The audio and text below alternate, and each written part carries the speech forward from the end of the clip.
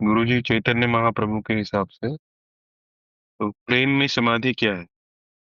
चैतन्य महाप्रभु ने सारे पुरातन शास्त्रों का अध्ययन किया था।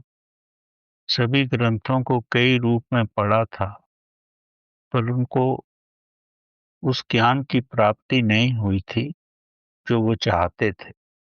तो उनके जीवन में एक समय ऐसा आया, उन्होंने सब कुछ छोड़ दिया, सब कर्म कांड से अलग हो गए। उनको ये आभास हो गया था कि मन की वजह से ही ज्ञान की प्राप्ति नहीं हो रही है। अब मन को कैसे अलग किया जाए? तो प्रेम के वश में आकर के उन्होंने नृत्य करना शुरू किया, और इतना नृत्य किया कि आप उसका आभास भी नहीं कर सकते।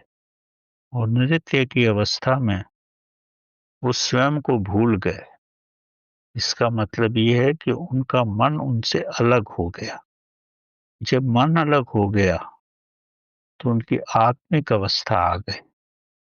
तब वो आत्मा के रूप में ही नृत्य करते रहे।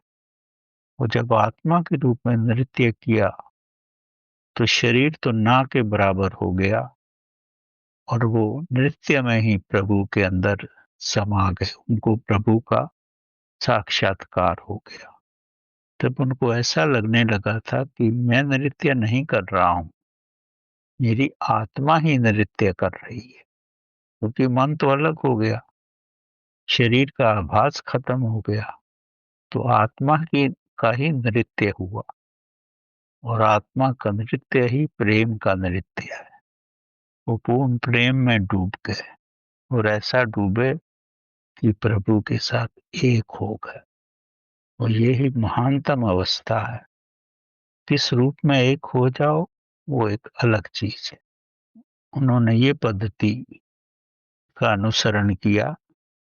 इसी प्रकार दरवेश डांस भी होता है, नृत्य, दरवेश नृत्य होता है, जो गोलाई में किया जाता है, घूम घूम के किया जाता है, राउंड एंड राउंड किया जाता है।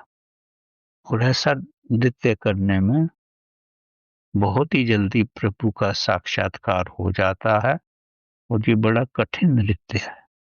बहुत सारे साधकों ने जो मोमडन पद्धति फॉलो करते हैं, वो इसी को डांस, इस प्रकार का नृत्य करके ही बड़ी सरलता से प्रभु को पा लेते।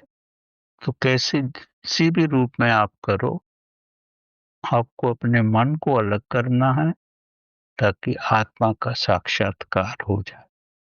महात्मा बुद्ध ने ध्यान की पद्धति से किया, महावीर ने ध्यान की पद्धति से किया। इस पद्धति से मत करो।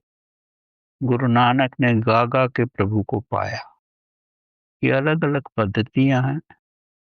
जैसा भी आपका स्वभाव है, उसी रूप को जीवन में ला करके आप प्रभु तक पहुंच सकते हो।